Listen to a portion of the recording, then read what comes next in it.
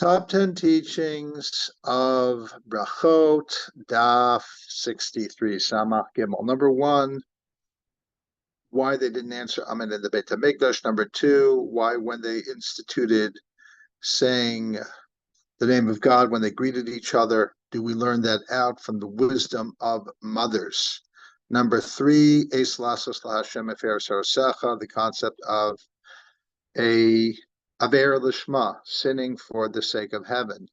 Number four, when to learn versus when to teach, and how that relates to Eis Lasos LaHashem Efer Sarosecha. Number five, Bar Kapara says, B'chol derchecha do'ehu, know God in all your ways, and Rava says, even for a sin. Number six, why do we have so many Jewish diamond cutters? Number seven, who do you let into your house, and some of the differences between men and women in friendships. Number eight, wine, women, the Kohen. Very important things of how to protect yourself, even when the Torah doesn't actually offer you protection. Number 10, two rabbis in Babel who tried to intercalculate the calendar and the reprimanding they got from rabbis from Israel. Let us get right to it. We are on Daf 63 of Brachot.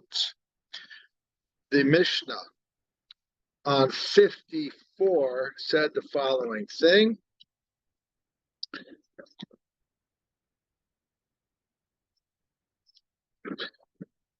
Kol chosmei brachot shebemigdash hayomrim ad haolam.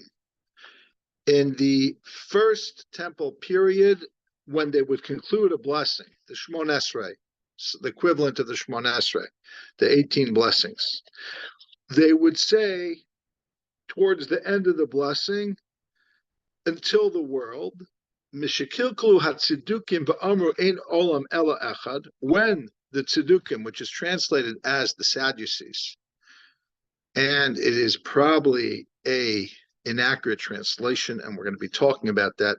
When they messed things up and said there's only one world, truth is that Tzedukim, the Bnei Tzadok, did not say there was only one world, so we have to decide whether or not that is a valid rendition of the Mishnah. In fact, the standard Vilna Mishnayos does not say Tzedukim, it says Minim, which is some people sometimes think it's Christians. It's not necessarily Christians. It depends on the context.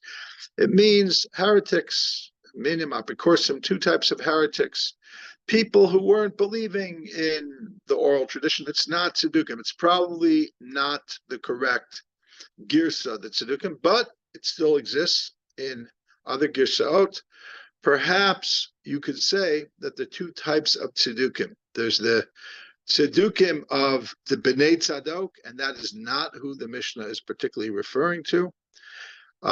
It could be, but it might not be. It's the Tzedukim could be the students of Tzadok who allegedly didn't believe in the world to come. So it would be one of those two answers to fit in. So they instituted that they would say, Mina olam va'ada olam, from this world until the next world. And let us then see what exactly our Gemara explains on that. And here's what the Gemara has to say about that. The Gemara says that a main is not an adequate response to a bracha. The Gemara in Tainus and Rashi on our Mishnah explains that the response would be Baruch Shem Kavod Malchuso La'olam Va'ed.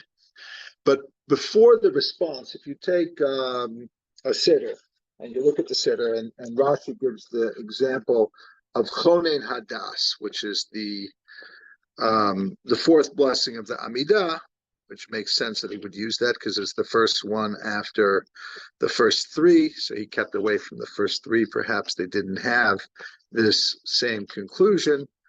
When you would get to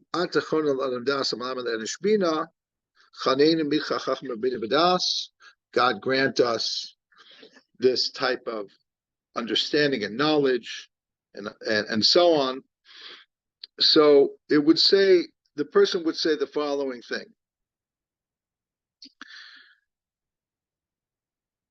Let's see what Rashi says. The mevarech, the blesser, meaning the person leading, the prayer leader, would say, Baruch Hashem Elokei Yisrael, mina olam va'ad ha'olam, as we just explained why the person would have to say from this world to the next world, because of the either minim or tzedukim who didn't believe in the afterlife.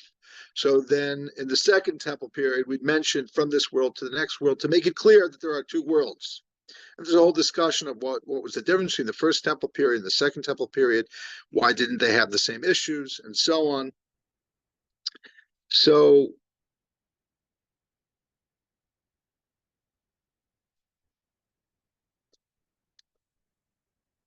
at the end of the bracha, you would add in this statement of blessing God from this world to the next world. And the Gemara brings another proof text to tell us that this had to be done not just for the conclusion of all of the blessings of the Amidah, but on each individual bracha, you would have this addition and response of Baruch Shem Kvod Malchus Olam Vad. So there's a couple things here. Why would they say Baruch Shem Kvod Malchus Olam Vad? Because there's a proof text. The proof text says that you should respond like this. Kumu Baruch Hashem Elokeichem min olam vad olam. Rise up, bless God, your God from this world into the next world. So we're going to apply that to the way they would add this in towards the end of each blessing of the Amidah in the Beit HaMikdash, and that it had to be a response of Baruch Shem, as we noted. Rashi notes that, and it's noted elsewhere in the Gemara in Titus. Rashi fills it in. He knows all the Gemara already. And it has to be on each bracha, because it says, on each prayer. So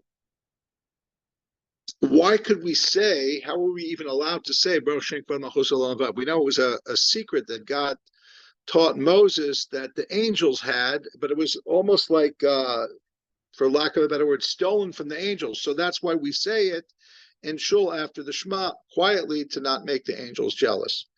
The Ben Yehoyada points out this question and answers it, that because in the Beis HaMikdash, it is the actual place of the Shekhinah, so Baruch Shem Kvod Malchus Olam Vad isn't belonging to the angels that we secretly whisper, but rather it is the place of Baruch Shem Kvod Malchus Olam Vad.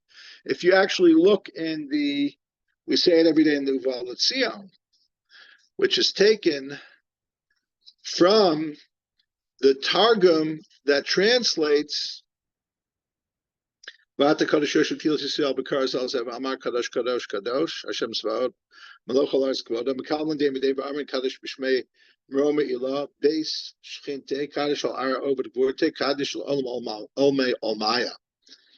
Right?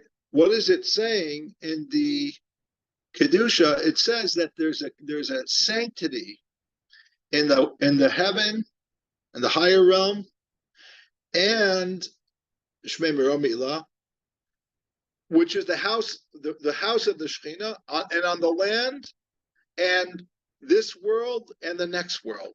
So really, if you want to think about it, what we just learned is the form of Kedusha, another form of talking about God's holiness, and one element of a response to God's holiness in this world and the next world is Baruch Shem Kavod Malchuso Olam Va'ed. It's a call and response. It's almost identical. Blessed be the name of his glory, of his kingship, forever and ever. So it's just really a recognition of the Shekhinah's presence actually being whole and one on earth the way it is in heaven. Therefore, it's not a secret when it actually manifests. Therefore, you're in the right place. When the Shekhinah is actually there, not temporarily there, but actually there in the Beis HaMikdash, and they're doing the avoda and they're doing the tefillah, that's when you say Baruch Shem Kvod Malchus Olam Vad. When do we have that? The rest of the year? On Yom Kippur. Once a year, 1 day a year. That's number one. Number two, the Mishnah again says the following. We're doing 63, but it's a quote of the Mishnah, which again was on 54. The Mishnah says, they instituted that a person should greet his friend with God's name. Shenemar, as it says,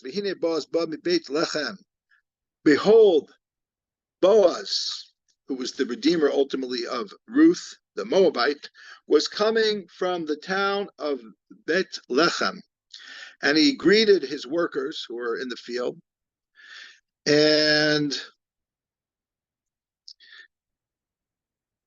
he said the following, he says, God be with you, meaning he greeted them with the name of God, and they responded, God bless you. So we see that Boaz greeted and was greeted in return with the name of God. So that's how we instituted. It's a rabbinic enactment that isn't biblical, even if it's in the Bible, it's not biblical. It's against the Torah, as we'll see soon. Why would you do something that's against the Torah? Because you're not supposed to use God's name casually. It's supposed to be reserved for prayer and reading the Torah, not just the way you talk to people randomly. But yet it was done, and that's what we're going to talk about.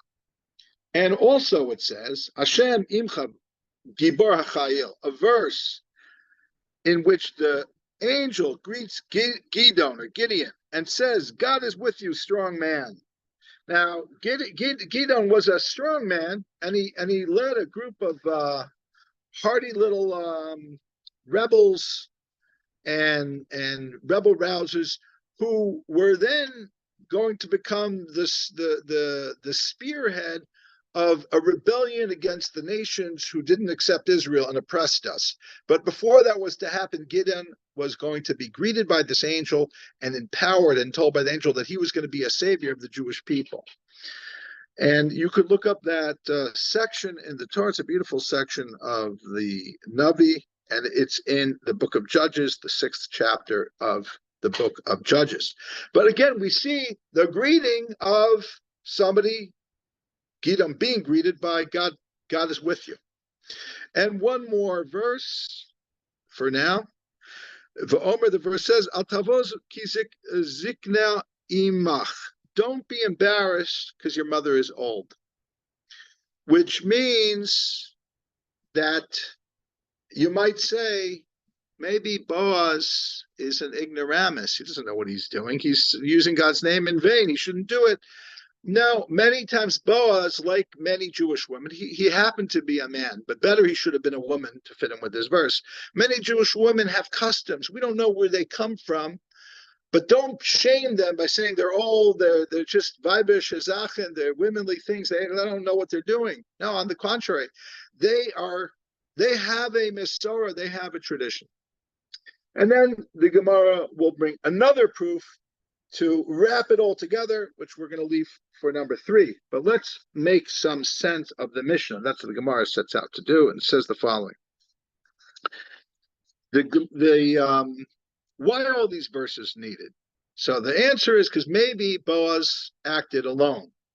Then we have Gideon, the angel, says, no, this is a valid way to greet somebody. Well, you might say, well, maybe the angel wasn't greeting him. He was prophesying that God would be with him. Not a regular way that people need to talk to, nothing we can deduce from. Well, then we're stuck back with Boaz to say Boaz did know what he was doing. And why would we assume Boaz knew what he was doing? Because it's a general principle. When somebody like Boaz, by the way, Boaz was Ift's son, which was the head of the Sanhedrin, so he was really a serious scholar. I don't know why we would suspect that he didn't know what he was doing, but there's always people who don't want to trust the serious scholars. That's the way the world is. I know that firsthand, not because I'm a serious scholar, because I know what serious scholars do, and I try to emulate them in practice. And then you have people who go to Daf Yomi shir and think they know better than Ramosha because they learned something in Daf Yomi. I'm glad everyone's learning Daf Yomi. It's wonderful, but that doesn't make you the Gadol Hadar. So listen to the Gadol Hadar. You say, well, who's the Gadol Hador? How do they know who are they? I'll tell you who they are. They have a Masorah. Besides from being the greatest in learning, but also the greatest in being the Balei Masorah. They're being the greatest in knowing what their mothers did. They learned from what they saw in the home. So that's what the Gemara is saying. You got to learn from what you see in the home. There's a famous, I think it's Chaim Soloveitchik, wrote a famous paper on the Torah of the mothers. And I never read it, so I'm not going to claim to quote from it what I haven't actually read. But I will just say that if you look in the Shulchan Aruch, often what the Shulchan Aruch will do is it will say the halacha, and then it says, but this, for whatever reason, it's not practiced. And don't, even though the Gemara doesn't rule like that, or that's not what the halacha is, don't reprimand the people who are doing it. And the reason is because sometimes they're wrong and they just do what's wrong, but often they know what they're doing. There's a Masorah. The Masorah doesn't always coincide with how the Rishonim interpret the Gemara. There could be other Gemaras. There could be other things that we're not even aware of. We don't even always know the reason. So it starts with Boaz, and it starts with the mothers, and it starts with the Shulchan Aruch quoting what is not the halacha, but is nevertheless practiced. And there are many, many, many examples of this. And we shouldn't be so quick to dismiss it because that is Torah Simecha, the Torah of our mothers.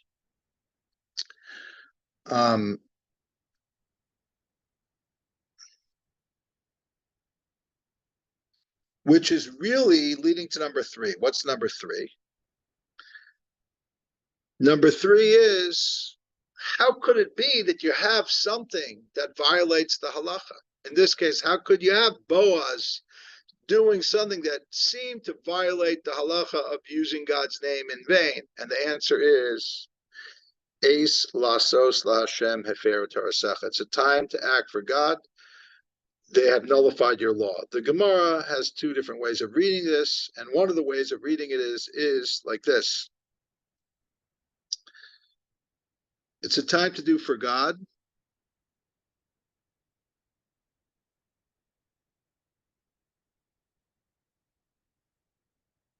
No.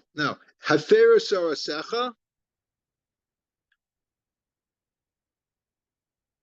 People, holy people like Boaz, have nullified God's law because Eis lasos laHashem, because the time required it. It was a time to do something for God, required them to go against what many people consider the halacha. Now, that's a very problematic teaching because in theory, anybody could say they're going to break the law for the sake of heaven. And in fact, the Nefesh HaChaim, Rav Chaim of Volozhin, when he came to combat the spread of Hasidism, the appeal of Hasidism, the fervor of Hasidism, the philosophy of Hasidism, one of the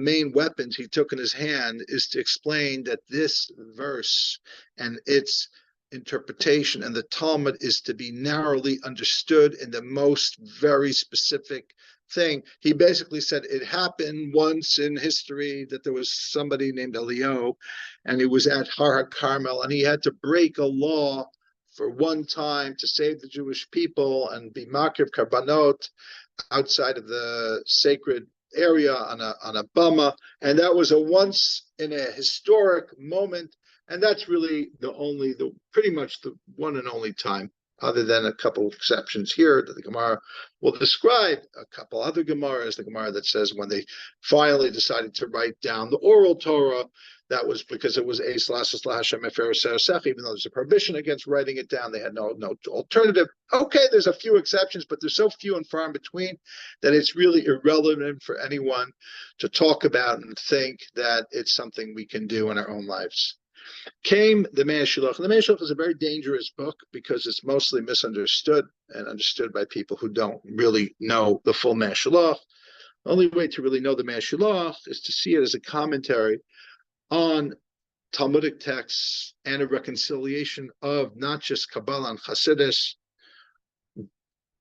but of Kabbalah and Hasidus reconciling themselves with the Talmud, and really, in a sense, a response to the challenge of when can you do Esas La Hashem and when can you not do it? And it's too broad of a topic to go into when you can and can't do it right now. But let's just say that he brings a practical case of when you can do Esas La Hashem.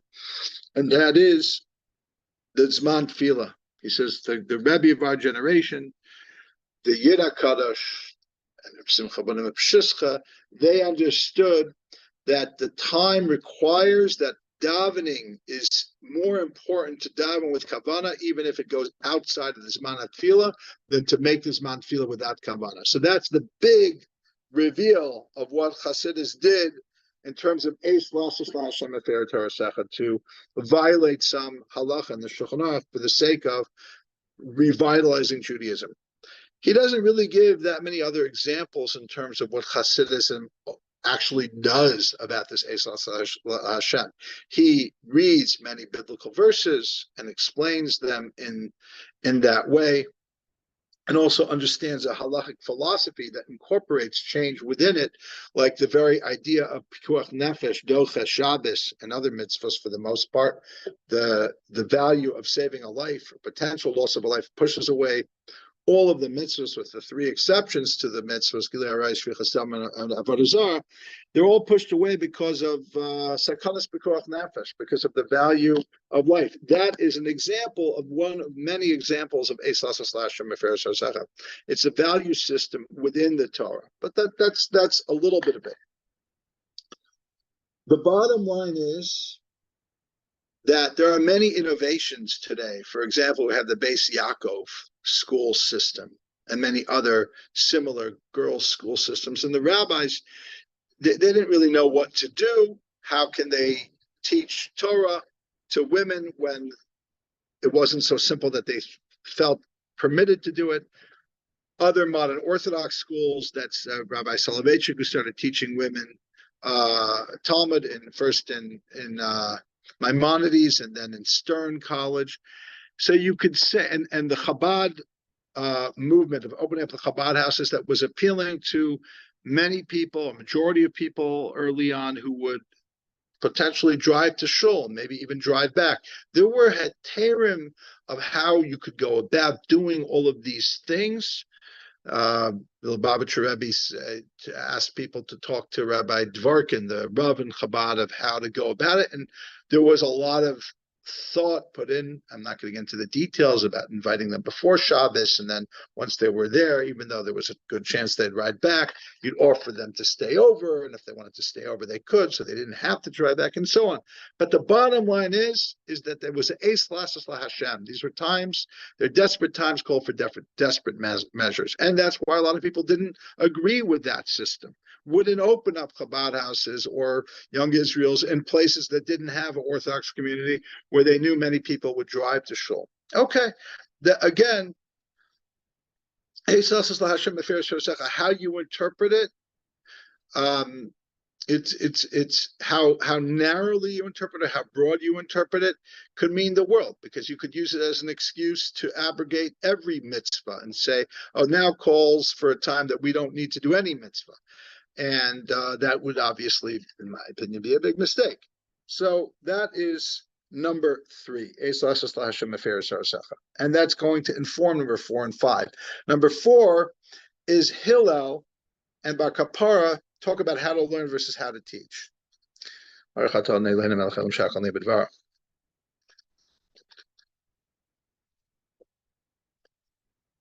Okay. So the Gemara says as following. It was taught in a Brisa. Hillel the elder says, when it's a time of gathering, you distribute. Meaning, if most rabbis are studying amongst themselves and not teaching others, less learned people, you become a teacher. But if it's a time that everyone was teaching, everyone's running around and giving shiurim and classes and lectures, so then maybe it's a time for you to find out who are the Gedolei Hadar, who are the great teachers of the generation. And you, instead of being another teacher of the millions of teachers, go and study something.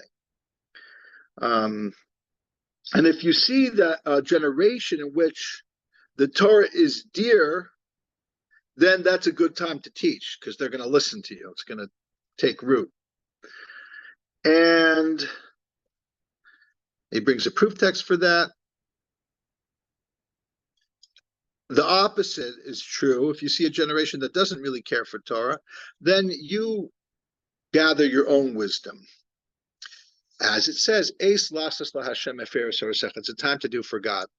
You can violate his Torah, which would be translated to mean that really, even though every learned person has an obligation to teach Torah, at the time where no one's really paying attention, maybe you use that opportunity to identify more teachers and spend more time with them, even though you're not going to be busy teaching yourself. But it also can be interpreted to go on the earlier part of it. Who are you to teach Torah when there's great Gedolim that know so much more than you? But if they're not teaching, if they're only in the yeshiva, so then you have no choice but to go out. So a lot of people say, how could certain people go and teach Torah when they're not Rosh Yeshivas? They're not poskim. So how dare they go give a shir? I remember my son was teaching Hasidus in a high school when he was a kid in high school, and they called me up and they said, Hasidus is something that's very special, and you should have somebody like Rabbi Yoel Khan. He could teach Hasidus. Yoel Khan is like the greatest of the Chabad mashpiyim and teachers. The idea was that how could a 14-year-old begin to understand Hasidus? Well, first of all, the guy didn't get my son, Nebuch, so sad. At 14, my son had a certain love of Hasidus. You're not going to get that just because you have a white beard. You get that because you love something.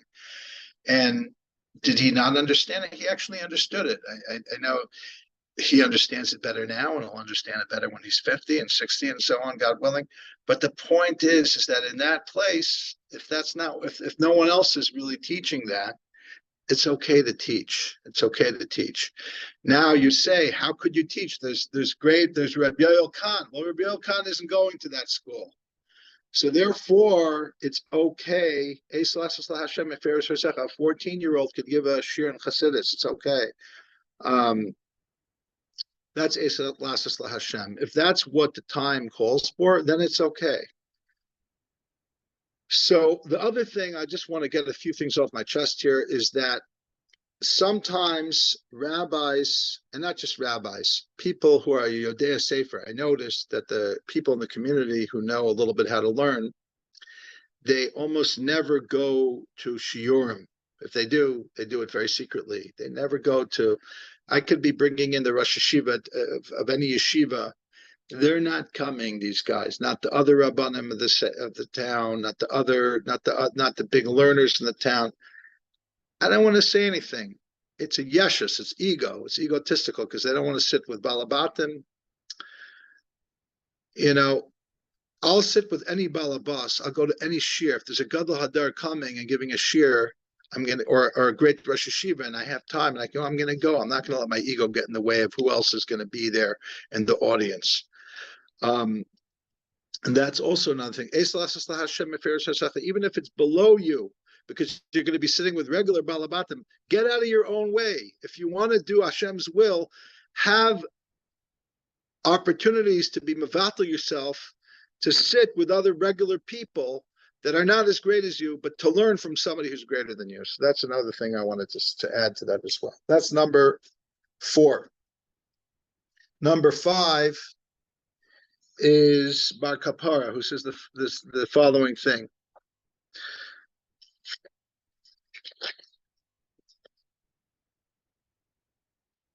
He says, what's a small teaching in the Torah that all of the Torah is dependent on? In all your ways you know God, and he'll straighten your path. And Rabbah says, afilu l'dvar avera, even when it comes to a dvar avera, to a sin. Very strange. First of all, what does b'chol derchecha de'ehu mean? In all your ways know him. So the way it could be is that there's two things. There's Tariag mitzvos. There's the mitzvos of the Torah in general. So Shabbos, I have Lamentes Malachos. I've got these categories of what I'm not allowed to do. And then I have the essays, the positive mitzvahs of Shabbos that manifest in like the Kabbalah and the Oneg and the Kiddush and so on, like what I'm doing to observe the Shabbos, what I'm not to violate it and to keep it and to do it spirit. But then that's all like a framework, almost like a home. But who inhabits the home? So you have what's called mitzvahs timidios. You have like mitzvahs that are not coming from time to time, but always there, like emuna and avas Hashem and yiras Hashem, love of God and awe of God.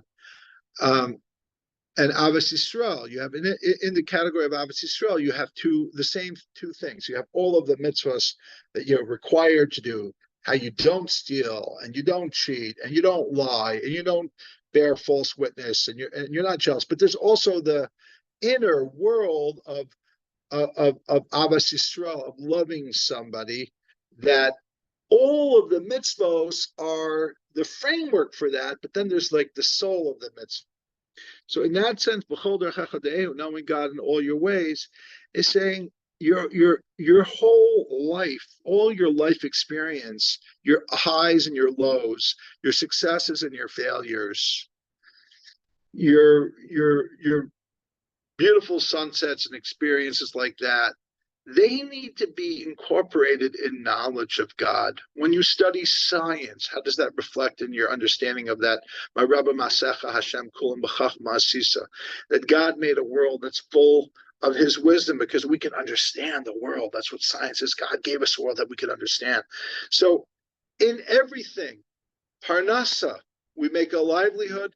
So do we see God as the light behind it, or do we just see the vessel of the mechanisms that are working?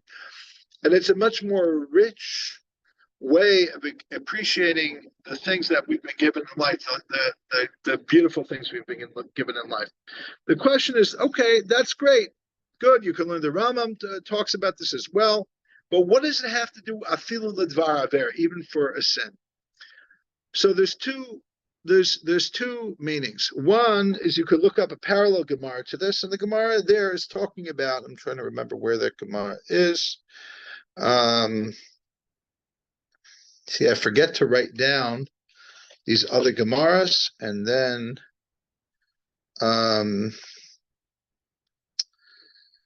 okay, I'll look it up later, but there is another Gemara that says that Gedola Avera Lishma. First, it wants to say that it's greater when you do a sin for the sake of God's name than when you do a mitzvah, and then it ends off by saying it's equal to a mitzvah. So that's a parallel Gemara to this. And so meaning what? And the Gemara there is discussing different situations, like the daughters of Lot, that they did, or Tamar.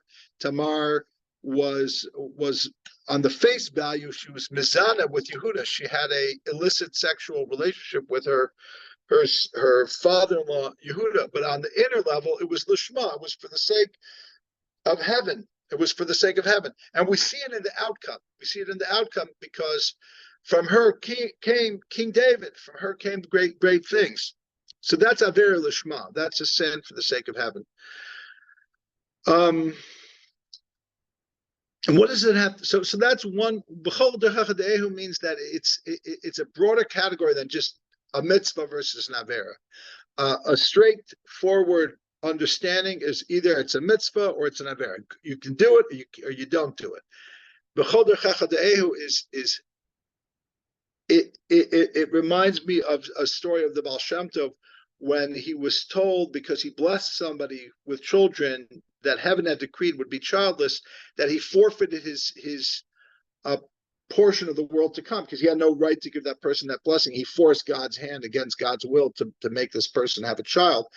And he danced with joy because he says, now I can serve God for the sake of serving God, not for heaven, not for a reward. So that's again the idea. It's that's like the avera lishma. He did something that went against what would be considered right or wrong. He did the wrong thing to give somebody a blessing, but he did it because that was l'shem shemayim. It was for the sake of having beyond schar v'onesh, beyond even receiving reward. On a reward level, he would be punished. But on a spiritual level, the same thing in Moshe Rabbeinu when he says, if you don't forgive the Jews, I want to be erased from the Torah. In other words, he'll remove his own schar, all of the good that he had done. He'll make it a zero for the sake of saving the Jewish people. So those are examples of even on some level, there's an avera level. So that's one thing. The other thing I'd like to suggest is really talking about not just Moshe Rabbeinu, not just these great people that I mentioned. It's really talking about you and me when we've fallen and we've sinned and we've done something wrong. We could feel far, far away, but we could also make that far away that we're feeling, help transform that into tshuva me'ava, to repentance out of love. And a beautiful svarim that talk about how to take the very sin that we did and propel us to want to come much closer to God than a tzaddik gomer. That's what it says, that a Baal Tshuva serves God with a greater strength than even a pure tzaddik, because the feeling of distance that they feel also compels them to be drawn much closer, and it's a beautiful thing. And that's another aspect of when you know God in all your ways, even in your failures, you know God, and you're able to repent out of love. That was number 5. Now we're up to number 6. Why do we have so many Jewish diamond cutters? Because Bar Kapara taught a person should always teach his son a clean and easy trade. And the Gemara says, what is that? A diamond cutter. There's different opinions. Another opinion says it's stitching types of garments. I'm going to go with the diamond cutter, and I'm going to share a story that the Ben Yehoyada shares to explain why that is. So first of all, let's just acknowledge there were a lot of Jewish diamond cutters in Belgium, Antwerp, Tel Aviv, Manhattan. And it's a dying breed. It mostly moved to India. Soon it's going to be taken over by AI, if it hasn't already been. Okay. But for a lot of years, it was dominated by a lot of Jews. And here the Gemara is saying, okay, it's a clean way of making a living. It's a skill. You take this. A lot of people say that Jews were in diamonds because they were often having to run. They weren't allowed to own land. Okay, that's the simple reasons. Also, diamonds are precious, and they represent like the inner life of a person. They represent the soul. Not that money is the soul, of course not, but the idea of something that's underneath the ground, but inside it's beautiful. Is what we're all trying to do, is to uncover the soul and the ugliness of the world. But let's share this beautiful story of the Ben Yehoyada. He says that one time there was a very wealthy man, extremely wealthy, multi-millions, and he had a son. The son was 18. The son had a good life because he was raised in the lap of luxury. And the father says, I want you to learn a trade. And he hires the best, I think a silversmith, to train him to be a silversmith. And this child, the 18-year-old, he doesn't want to do it, but the father basically makes him do it. And he learns the trade against his will, but it's from the best craftsmen in the country, in the world. And then he quickly does not practice and goes back to spending money. His father dies. He's married at this time. He goes into the father's vault with his new wife, and they take out, millions of dollars, and the guy's living the high life. But there's only one problem. Some of his father's assets depreciate. He spends money. He goes through money like wildfire. And after like 10 or 20 years of living, he spent $150 million. He's got nothing.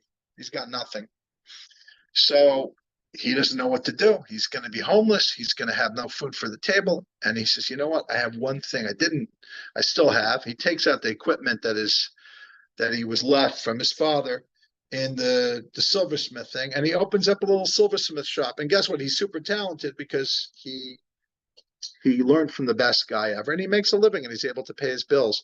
And every time he uses the equipment, he says, "Bless my father's soul. Lay he rests in peace and God." He's blessing his father. And his wife says, "Let me ask you something. When you open up the vault and there was $150 million, you didn't thank your father. Now you're thanking your father now?" He said, "Yes, because then I just took it for granted. But my father, in his great wisdom, he knew that one day I could run out of money, and he taught me something that I'll take with me wherever I am, a trade." And that's when I really acknowledge the wisdom of my father, and I bless his soul. So comes the Ben Yehoyada and says, that's what this Gemara is saying. Learn something. You can't always rely on the money in the bank. It can get spent. It can get lost. Learn a trade that you could take with you. That's the Jewish diamond cutter. Number 7. Who to let into your house? And that the Gemara says, Tanya Rebbe Omer L'olam al Yarba Adam Reim B'Sef Beso Shenemer Ishu Eim L'Shra. Rebbe says, don't have too many friends in your house. Hospitality is good, but limit it. Okay. Because you're going to have some bad friends. Now, here's a good question. What does that mean, you're going to have some bad friends? So I want to say something. I got this from a book, maybe Deborah Tannen or somebody like that.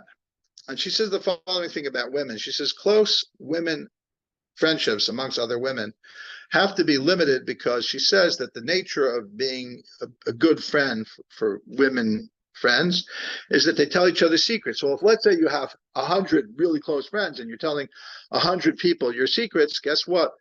They're not going to be secret. Other people will hear about them. So you got to be careful. Therefore, you got to limit how many close friends you have, so you can control who will have access to these secrets that you're going to tell. So the Gemara already almost 2,000 years ago, Rebbe was saying, look, friendship is good. Just be careful about friendship. You can't overdo the friendship, whether it's women amongst other women or men amongst other men. Sometimes we want to be friends with everyone, and then they bring in influences or things that are like, it's really hard. I personally have experienced this. You want to be friends with people, and then they just do things that hurt you.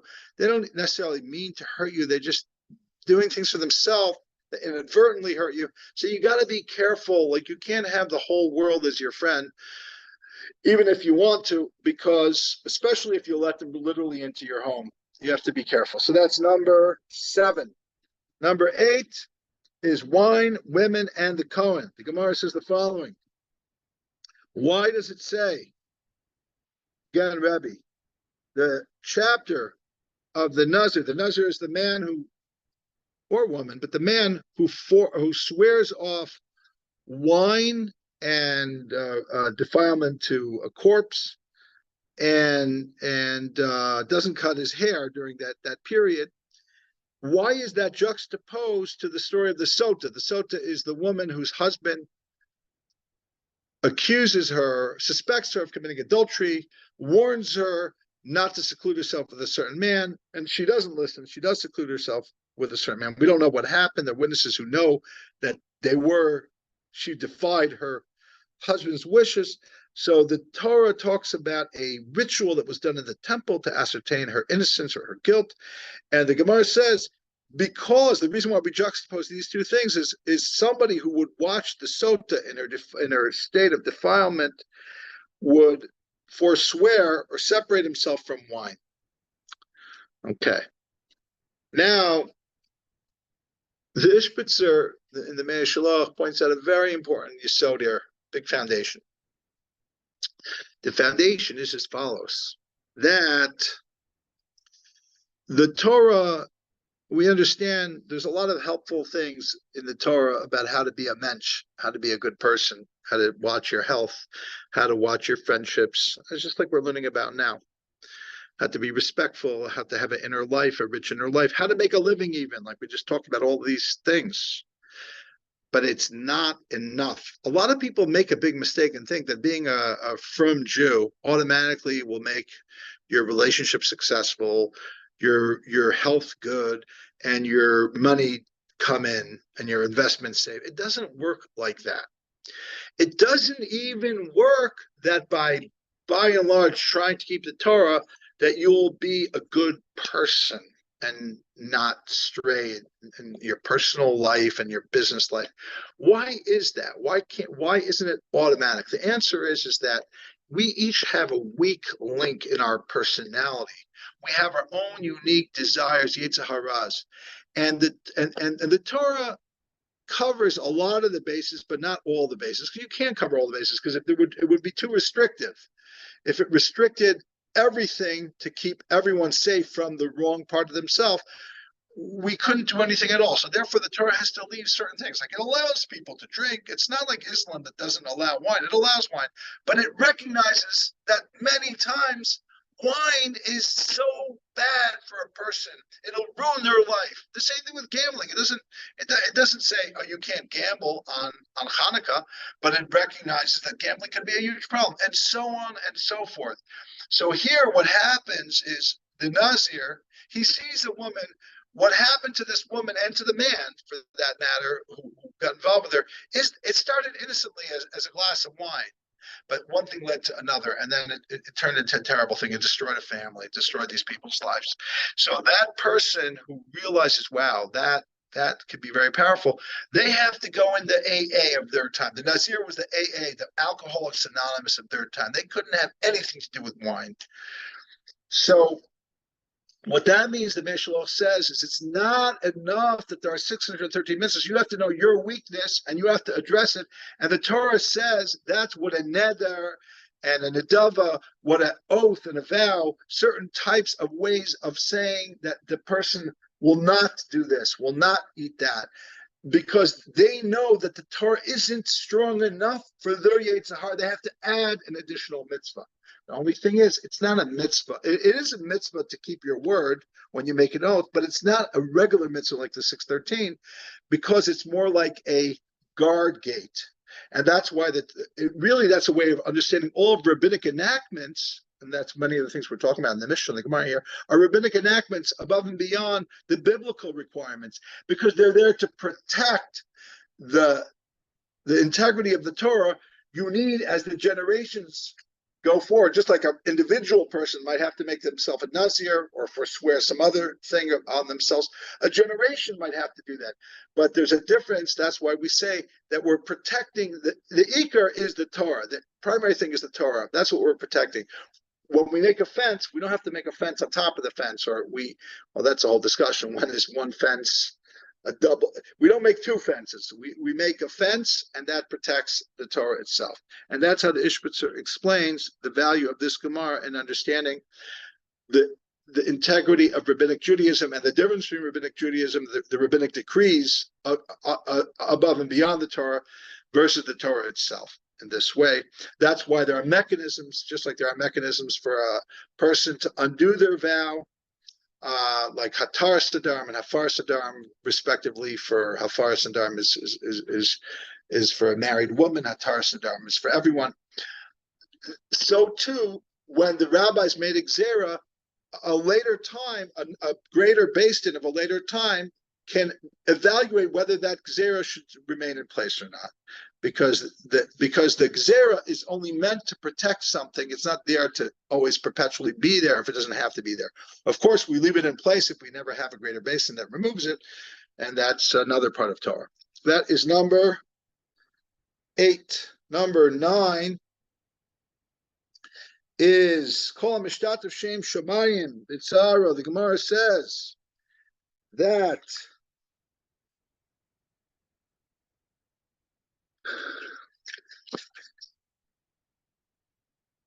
whoever makes the name of God a partner in their problems, God will give them a double portion of parnasa, of livelihood. Now, what exactly does that mean? Perhaps it means the following. When we have a problem, we often have problems. We tend to get all absorbed in our problems, and that's just natural. That's one way of resolving our issues, is to keep it in the front of our mind until we make it not an issue by dealing with it. But there's another way of looking at it. If we have a problem and we say, wow, just like I have a problem, the Shekhinah has a problem, right? The ultimate problem is not just my personal problem, it's that the divine presence, just like I'm hurting, the divine presence is hurting. because the world isn't the way it needs to be. So instead of it all being personalized about me and only me, and it's just taking me deeper into my own distress, my own sorrow, I bring the divine Shekhinah and her hurt into it. That way I become more human. I become more divine. I become aware of the bigger picture. And that's a teaching of the Baal Shem Tov. It says, whoever prays, he explains another rabbinic dictum that says similar to this: whoever prays for another person is answered first. Why is that? He says, because when you just pray for yourself, you could imagine you're like a little twig on a branch of a tree. So it takes a long time for the energy of the tree to go from the roots to get to you. But imagine you pray for somebody else. That means you're drawing from the essence. You're going deeper into the roots of the tree. So it's getting to you quicker, because it's not just about you, it's about the bigger picture. So having the Shekhinah in mind of your problems is seeing the bigger picture. It's not just, you're connecting your own problem to the bigger problem of the universe. That is number 9. And finally, number 10 is the 2 rabbis in Babel who tried to establish their own calendar. The story is as follows.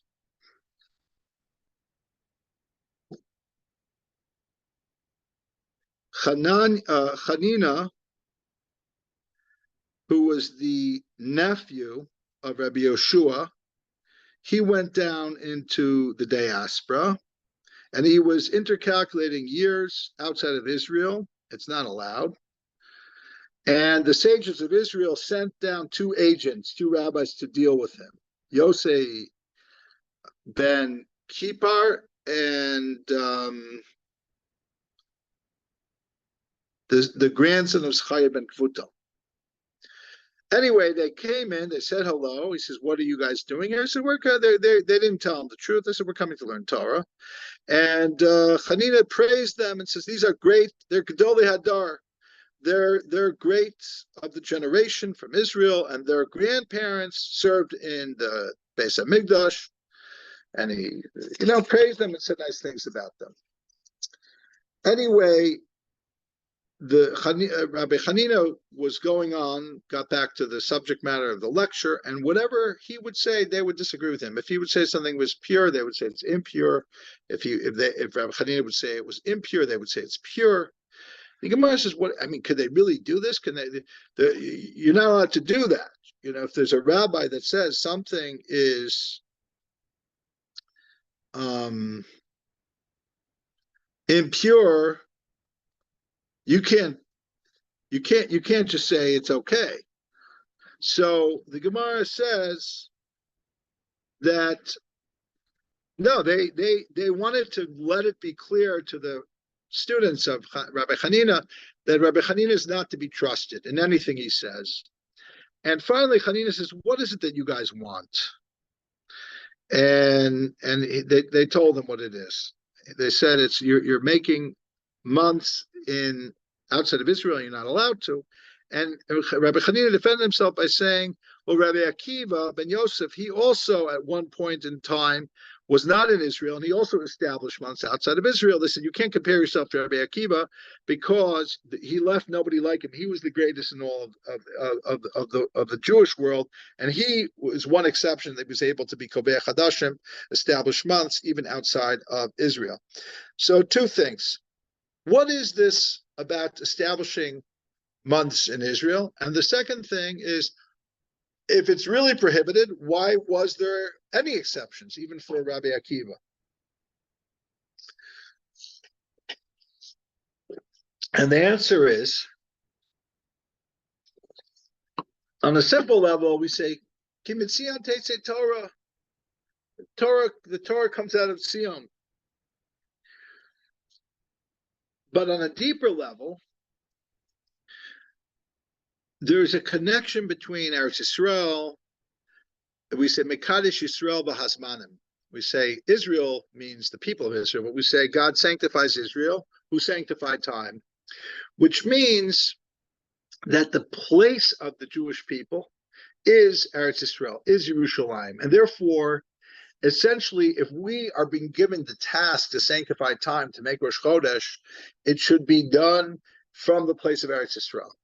But despite that, if there's a Gadol Hadar, like Rabbi Akiva, he could even do it outside of Eretz Yisrael. But there's only one problem with that. There's a medrash that says, why did Moshe Rabbeinu want to go so badly into Eretz Yisrael? Because he wanted to sanctify the months, and he couldn't do it outside. So the question is, isn't he the Gadol Hadar? Isn't he the greatest of the generation? If Rabbi Akiva was the Gadol Hadar, for sure Moshe was the greatest of the generation. And the answer is that he was the greatest of his generation, but he wasn't the greatest of the coming generation, because he wasn't meant to go in the land. Yeshua was the one who was shaykh to the land of Eretz Yisrael, and therefore it had to wait for Yeshua for that to happen. And that is why, on some level, on some subtle level, even though Moshe is the greatest and no one will ever be as great as Moshe, on some level, Rabbi Akiva, who's connected to Torah Shebaal Peh, has some mila that he was even able to do what Moshe Rabbeinu wasn't able to do. A good chodesh.